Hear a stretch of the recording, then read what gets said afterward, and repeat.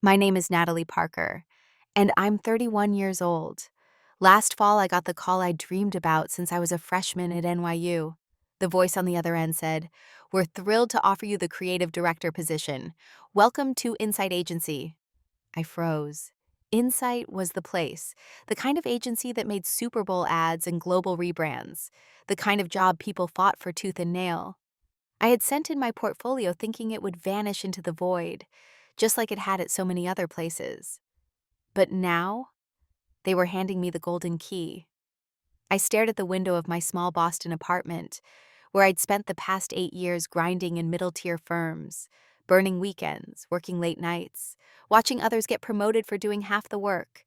I cried, ugly cried. Then I called my mom, and that's where everything started unraveling. She didn't say congratulations, not at first.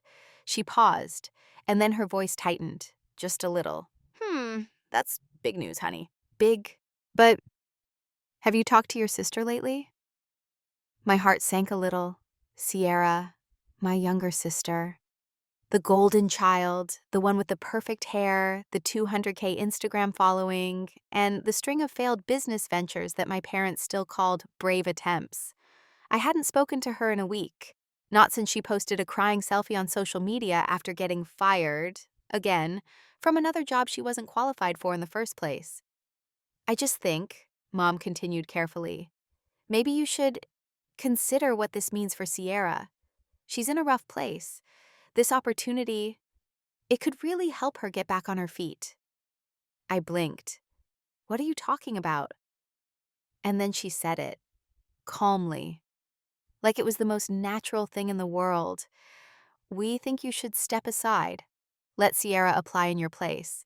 You'll have other chances, Nat. But she really needs this. For a moment, I thought it was a joke. I laughed, nervously.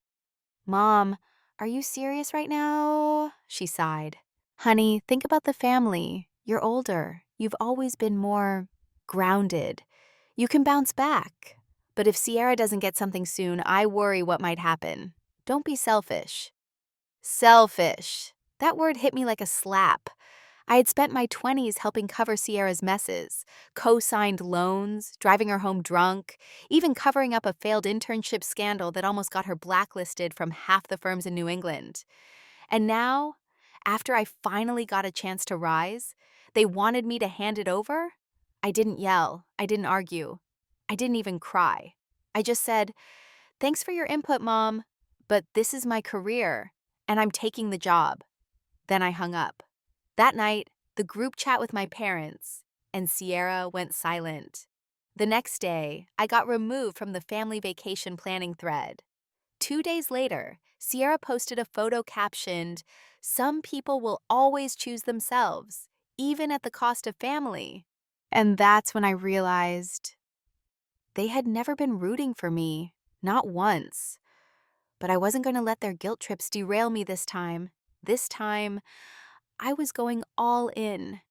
If you've ever been told to give up your dream for the sake of family, leave a comment below. Your story matters too.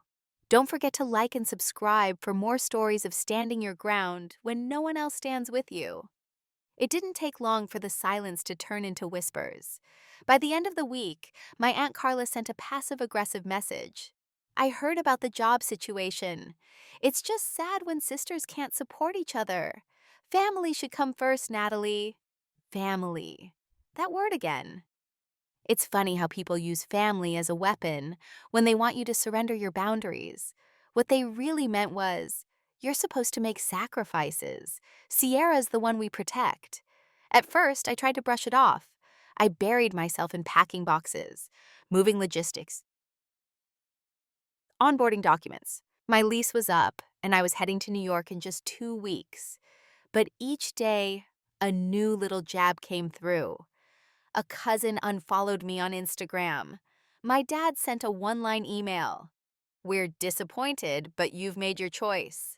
And worst of all, my grandmother, the only one who ever believed in me, didn't show up to my farewell dinner. She didn't even call. The day I left Boston, no one came to help me load the U-Haul. Just me and a driver I found on TaskRabbit. As we crossed the city line, I kept thinking, this is what choosing yourself looks like? Total isolation? But then we hit the Manhattan skyline, and suddenly the ache in my chest shifted into fire. I wasn't going to fall apart. I was going to thrive so loudly that even the people who turned their backs would be forced to listen. Starting at Insight was overwhelming in all the best ways. My team was sharp, fast-talking, unapologetically creative. For the first time, I wasn't the weird one in the room with too many ideas. I was the leader they'd been waiting for. By week 2, I was already spearheading a campaign for a major international beauty brand. By week 4, my boss pulled me aside and said, "You're changing the tempo around here, Parker." I like it. And in month 2, I was given full authority to hire a new assistant for our division, someone who could help manage schedules, research, coordinate logistics, and eventually train up into strategy work. I remember looking at the job listing and thinking, this could be a stepping stone for someone who actually works for it. And that's when the email popped up from HR. Subject, candidate application, Sierra Parker. I thought it was a mistake. I clicked the resume. Same name, same address, same sister. She had no idea the position was reporting directly to me. Apparently, Insight had posted the role through a temp agency as well. Sierra must have just submitted through some third-party platform, desperate for work after months of unemployment. I stared at her name for a long time. A part of me, the old me, almost closed the tab. But then, something shifted. Why should I step aside again? Why should I keep shrinking to make her look taller? No. This time, she could walk in my shoes, literally, as my assistant. I scheduled the interview for the following Monday. Didn't say a word to her, didn't drop a hint. She confirmed it via email. Looking forward to the opportunity. I bet she thought she was interviewing with someone random in the HR department. She had no idea who she'd see when she walked through that glass door. And honestly, that silence was the sweetest revenge I'd ever tasted. Monday morning, sharp at 9 a.m. I stood by the tall windows of our 23rd floor conference room, watching the city move below. My assistant had left 2 bottles of water on the table and a printed copy of Sierra's resume, though I didn't need to look at it again. I had every word memorized. 10 minutes passed. Then the door creaked open. I turned around slowly. Sierra stood there, in a stiff navy blazer and borrowed heels, holding a pleather folder like it was a magic shield. She froze the moment she saw me. "Natalie?" I smiled. "Good morning, Sierra. Please have a seat." She didn't move at first. I could see the wheels turning. She glanced around like maybe, just maybe, this was some cruel setup. But it wasn't a joke. This was real. She sat down, slowly. The silence was thick. I let her squirm for a moment, then spoke, calm and professional. "You applied for the position of executive assistant to the creative director." "That's me." She blinked hard. I didn't know it was you." I figured. She opened her mouth, closed it, tried again. Are you seriously interviewing me?" I looked at her like I would any other candidate. "Yes. Let's begin, shall we?" The questions came out smooth. Tell me about a time you worked under pressure. How do you handle constructive criticism? What would you do if a team member took credit for your work? She stumbled through the first few. Her voice wavered. I could see her confidence cracking, because for once, she couldn't charm her way out. There were no pity points here, no safety net of, "Mom said to give me a chance." This was my turf now, and I wasn't playing by family rules anymore. At one point, she snapped, "Are you enjoying this?" I leaned back in my chair. "No, but I am taking it seriously, shouldn't you?" Sierra looked down. "Why would you even consider hiring me after what happened?" I didn't answer right away, because the truth was, I wasn't doing this to hurt her. I was doing it to show her what earned looks like, to show her what it meant to walk into a room and not expect it to be handed to you. After a long pause, I said quietly, "You want the job. I'll expect you to be on time, to work hard, to respect the people around you. That includes me. Can you do that?" She hesitated, then nodded. I stood up. Welcome to Insight, Sierra. Her eyes widened. Wait, seriously? I don't play games. You said you wanted a fresh start. Prove it. And with that, I left the room. In the hallway, my heart was racing, but my face stayed still, because power doesn't always come with shouting. Sometimes it comes in silence, in being the boss when they thought you'd be the doormat. Later that afternoon, I forwarded the onboarding documents to her email. No emojis, no smiley faces, just instructions. That night, I got a text from my mom. I heard you're working with your sister.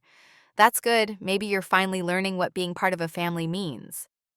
I didn't respond, because what she didn't know was this wasn't family redemption. This was me finally choosing myself. And Sierra, she was going to learn that the hard way. Her first day started at 8:55 a.m. I was already at my desk, coffee brewed, notes reviewed, ready to go. Sierra stumbled in, slightly out of breath, lipstick smudged, holding her phone like it was an emotional support animal. She gave me a tight smile, like maybe we could pretend this whole dynamic wasn't what it was. Sorry, the train was packed. I glanced at the clock. You were due at 8:45. Be sure to plan better tomorrow. Her cheeks flushed pink. Right, got it. And with that, we began. I handed her a small stack of tasks, nothing complicated.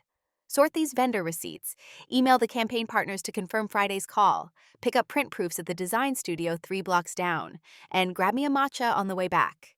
She stared at the list like it was written in ancient Greek. Wait, you actually want me to get your coffee? I looked up, deadpan. You applied to be an assistant. That includes errands, unless you'd rather do data entry? She said nothing, just took the list and left, mumbling something under her breath. I didn't flinch. Because here's the truth. I wasn't being cruel. I was doing exactly what any other boss would do, except she wasn't used to being treated like anyone else. By week 2, the shine had worn off. She was missing calendar reminders, forgetting call times, and, my personal favorite, sending an internal memo to a client by mistake. I didn't scream. I didn't snap. I just forwarded her own error back to her with the subject line. Let's fix this before 3 p.m. No excuses. The silence in the office was deafening. Sierra didn't respond, but she did stay late that day, alone, rewriting every bullet point, highlighting things, Googling grammar. I saw her. I just didn't say anything. Sometimes growth doesn't come from comfort. It comes from realizing nobody's going to save you, not even your big sister anymore. Then came the real test. We were launching a global ad campaign, a massive project Insight had fought hard to win. I'd been put in charge of overseeing the brand direction, and my team was working double shifts to meet the deadline. Sierra's role? Basic logistics, coordinating the call sheet, arranging transportation, booking catering for a video shoot. She complained constantly. This stuff is beneath me. Do you know how many followers I used to have? I studied marketing, not, like, scheduling vans. I finally pulled her aside and said flatly, then leave. But don't expect anyone to catch you this time. Months into the campaign, Insight was invited to present at the Global Creators Summit, a massive industry event held every year in Chicago. Our campaign had gained traction fast. Major publications were already talking about it as fresh, courageous, and disruptive. My name was mentioned in Ad Week. My LinkedIn inbox blew up. The summit? That was the cherry on top. I was invited as a keynote speaker. 10 years ago, I would have screamed into my pillow with joy. Now, I just smiled and thought, finally.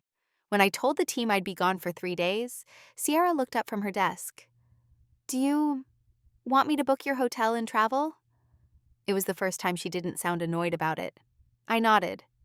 Yes, you'll be coming too. You'll manage my schedule on site. She blinked. Wait, really? You want me there? I want my team there, I said. And you're part of it. She didn't say thank you, but her face softened in a way I hadn't seen since maybe childhood. We arrived in Chicago the night before the event. The hotel was 5 stars, skyline view, velvet robes, full room service. Sierra gasped when she stepped into her room. I've never stayed anywhere like this. I smiled. Then I'm glad you're here to experience it. She turned toward me slowly. I used to think your job was just talking and sketching logos. I didn't realize how much pressure it takes, or how much you have to earn people's trust. I didn't say anything, because in that moment, I didn't need to. The morning of the keynote, I wore a black pantsuit, sharp lines, bold shoulders, power dressing, but with style. Sierra handed me a printed copy of my notes, 2 pens, and a latte. No errors this time. She was calm, focused, professional. The green room was buzzing. The other speakers looked seasoned, mostly older men in luxury watches, some women in expensive blazers. But when they called my name, I didn't hesitate. I walked out to a stage of over 500 people. Camera flashes, spotlight, the Insight logo glowing behind me, and I spoke. When I started in this industry, I didn't have connections. I didn't have a last name that opened doors. What I had was hunger, discipline, and the willingness to be underestimated again and again until people had no choice but to take me seriously. The crowd was silent, hanging on every word. I saw Sierra in the wings. She wasn't scrolling her phone. She wasn't whispering to anyone. She was watching me, mouth slightly open, eyes locked. I finished with this. People talk about giving others a seat at the table, but sometimes you have to build the table yourself and choose very carefully who gets to sit with you. Applause exploded. I stepped down, heart pounding, but face calm. And as I reached the backstage curtain, Sierra met me with a look I'd never seen before. It wasn't resentment. It wasn't envy. It was something closer to awe. "Natalie," she whispered. "I didn't know. I didn't understand until now." I nodded. "Now you do." That night, at the gala dinner, people kept coming up to congratulate me. Sierra stood quietly nearby, helping coordinate photos, holding my clutch when needed, making sure I ate something between speeches. No eye rolls, no sighs, just presence, just effort. And that meant more than any apology. She blinked, like it was the first time in her life someone offered her a choice that didn't include coddling. And for once, she shut up and just nodded. By Friday, she was on set at 6:30 a.m. Not a single complaint. Not even when it started to rain and she had to carry lighting equipment under a tarp. One of the interns whispered to me, "Your assistant's a beast today. Is she always like this?" I smiled. "She's learning." That night, I got a text from Sierra. "I stayed quiet today. I worked. I didn't mess up. I know you probably don't care, but I'm trying." I stared at that message for a long time. I didn't respond. Not yet. Because I needed to see consistency, not apologies. But for the first time, I saw a crack in her ego. And in that tiny crack, I saw the possibility of something new. A week after the summit, everything changed. I was in my office catching up on emails when my boss, Marisol Green, the chief creative officer, knocked lightly on the door. She never knocked. "Can I come in?" she asked. I stood up instantly. Of course. She stepped in, closed the door behind her, and dropped a file on my desk. "Natalie, you blew them away in Chicago. One of our European partners was so impressed they made an offer." I blinked. "An offer?" "They want you to take over our entire London office. Lead strategy, build the team, run creative for the entire region. We've been eyeing this expansion for years, and they think you're the one to do it." I was speechless. Marisol smiled. "You don't have to decide today. But if you say yes, it means relocating. Fast." That night, I stared at the ceiling of my apartment. London. A dream I hadn't dared to speak out loud. More creative freedom, more visibility, more everything. But also more distance. From Boston, from New York, from Sierra. The next morning, I sat across from her at the cafe downstairs. I slid the folder across the table. "They offered me London." She blinked. "Like, to visit?" I shook my head. "To run it. Full time." Her face dropped. "Wow, that's huge. Are you going?" I hesitated. And then, for the first time in a long time, I asked her something I never had before. "Do you think you could handle running point here?" I mean, holding down the team, supporting the new campaign, being someone they can count on. She stared at me like I'd asked her to move a mountain. Me? Yes, you. Sierra looked away for a second. I could see the battle in her mind, the old ego trying to crawl back up. I I think I could, but not as your assistant forever, Nat. I want to grow. I want to matter. That was the first time she'd said that out loud, without entitlement. Just want. I went home that night and opened an old email from 3 years ago. It was something I'd saved, a reminder to myself. They told me to make myself small so others could feel big. I'm done shrinking. But maybe now, after all this time, I didn't need to shrink to lift someone else.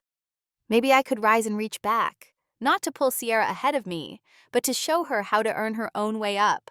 2 days later, I gave Marisol my answer. Yes, I'll take the London role. She smiled. Brilliant. We'll start transition planning right away. But I have one request. She raised an eyebrow. I want to recommend someone to take my place as project lead here during the transition. Marisol leaned back. Who? I paused. My assistant, Sierra Parker. She didn't react immediately, just tapped her pen on the desk. You really think she's ready? I nodded. Not yet, but I believe she wants to be. And sometimes, that's the most powerful place to start. Marisol smiled. All right, let's see what she's made of. When I told Sierra, her hands trembled a little. You're putting my name forward after everything? I nodded. Yes, but this is on you now.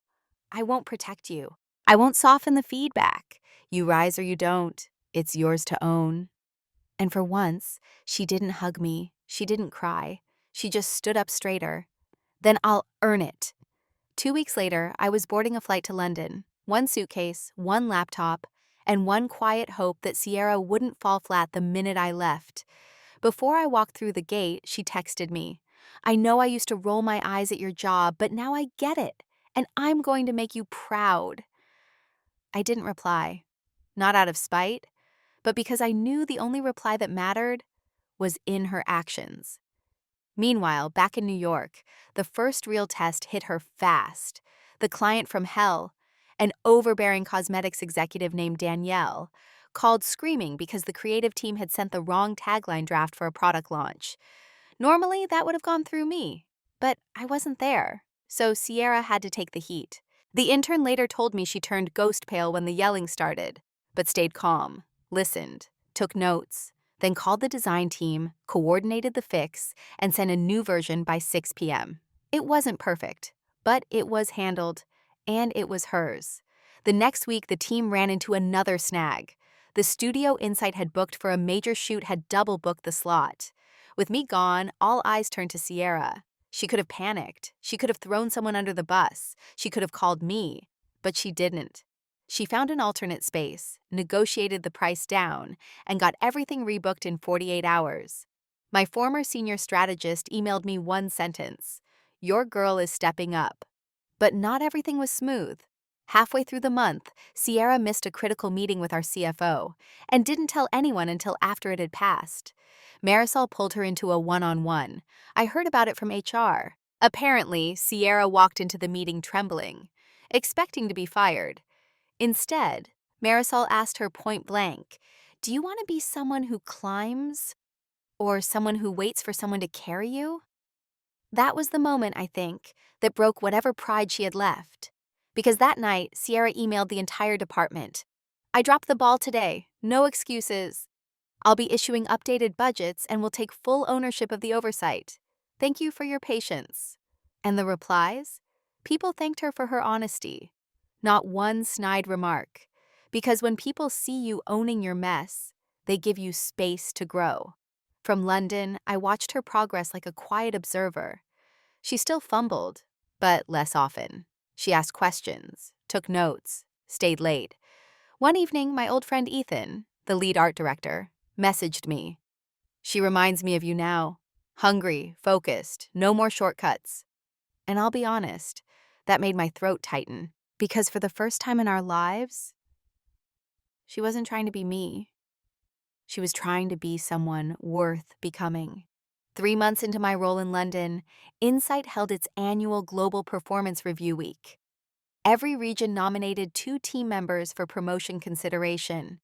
New York, Marisol nominated Sierra, and in her nomination note she wrote, "From assistant to interim lead, Sierra Parker has shown growth that doesn't just reflect effort, but transformation."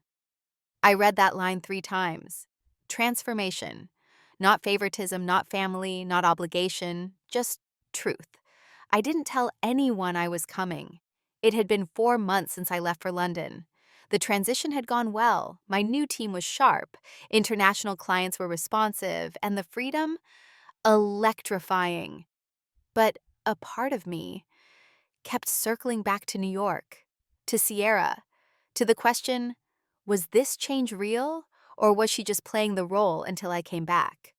So one Friday afternoon, I booked a red-eye, landed at JFK before sunrise, walked into the Manhattan office just as the elevators opened at 7:58 a.m., and there she was, already in the bullpen, coffee in hand, notes spread out, coaching the junior team through a campaign review. No makeup, no distractions, just focus. I didn't say anything, just watched from the corner for a moment. And for the first time in my life, I didn't see my little sister. I saw a leader. As I walked in, heads turned, a few people clapped. Sierra looked up, startled, and her face lit up. But then she straightened, professional, in control. "Everyone, give me 5 minutes." She walked over, composed, but I could see the emotion in her eyes. "You're back?" I nodded. "Just visiting," she exhaled. I wasn't expecting. I wanted to see for myself. She held my gaze, didn't flinch. "Well, I hope what you see isn't a mess." I smiled. "No, what I see is growth." She took me through the latest campaign dashboards, project timelines, and creative concepts. All organized, all impressive. The team respected her, followed her, not because of her last name, not because of me, but because she'd earned it. One junior designer pulled me aside in the hallway. "Sierra's tough but fair. She asks questions, listens. She's actually inspiring." Inspiring. A word I never thought I'd hear associated with my sister. Later, we went for lunch, just the 2 of us. Same corner diner as always. But the tone was different now. She wasn't trying to impress me. She wasn't defensive. She was just present. "I used to think being in charge meant looking good and giving orders," she said, stirring her iced tea.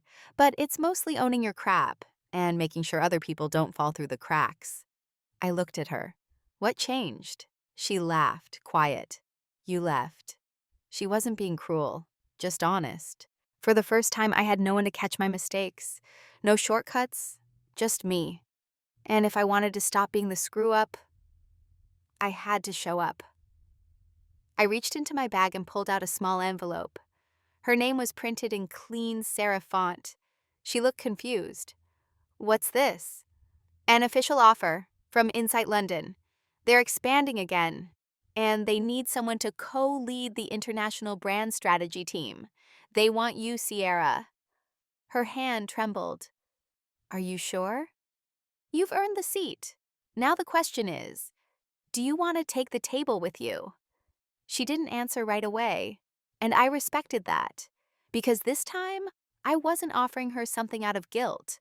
I was offering it because she built the skills, took the hits, and stood back up. This wasn't charity. This was recognition.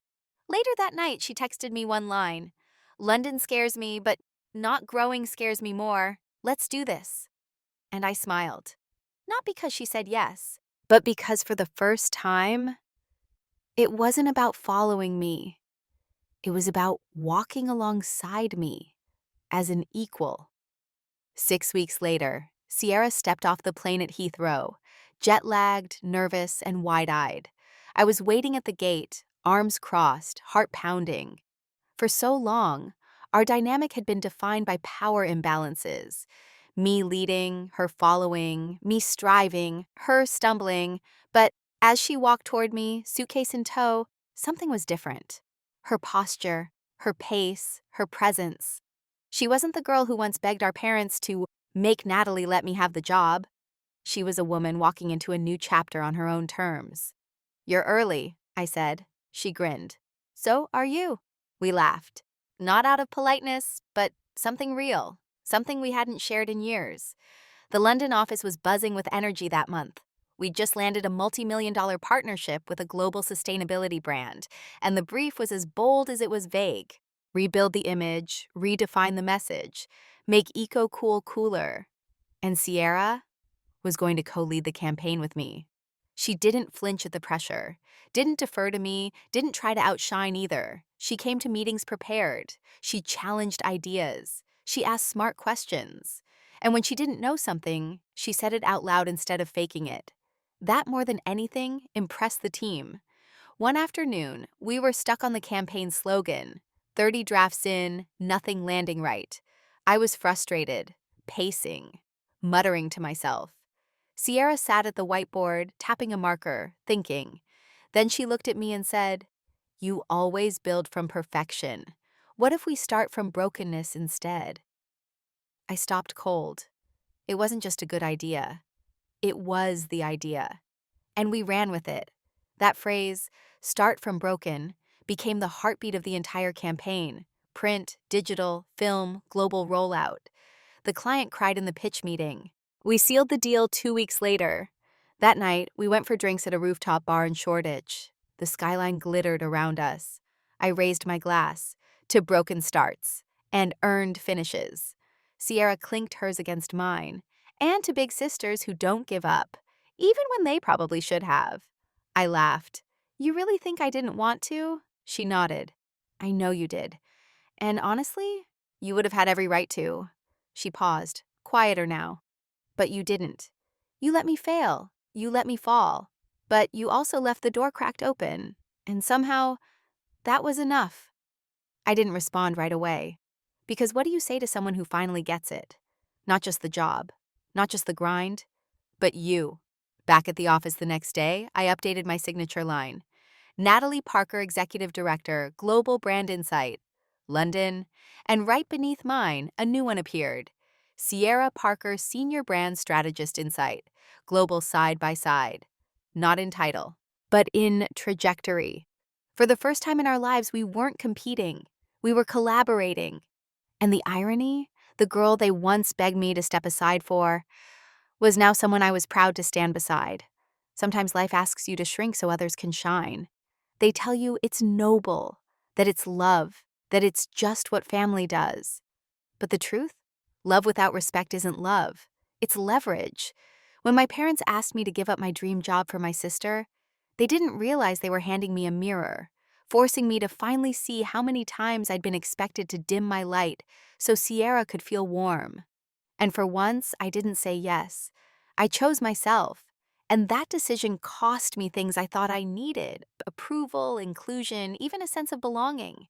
But what I gained was something far more powerful: clarity, boundaries, and eventually, peace. Watching Sierra grow was complicated.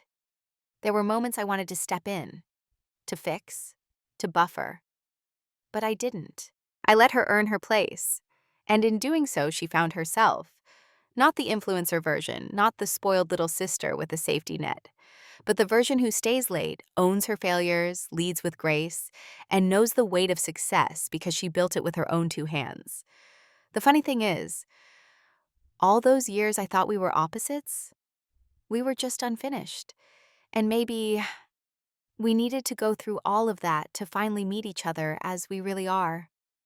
A few weeks ago, I got a voicemail from our mom. Her voice cracked as she spoke. "We were wrong about you, about her. You two turned into everything we never imagined and everything we're now proud of. Thank you for not listening to us." It was the closest thing to an apology I've ever heard from her. And for once, I didn't feel the urge to respond with bitterness, because I had already moved on. Not upward, not away, but forward. To anyone out there who's been told to give up your dreams, to make room for someone else, you don't owe anyone your silence. You don't owe anyone your seat. And you are not selfish for choosing your path. especially when you've earned it. Sometimes the best thing you can do for the people you love is stop rescuing them. Let them stand. Let them struggle. Let them rise.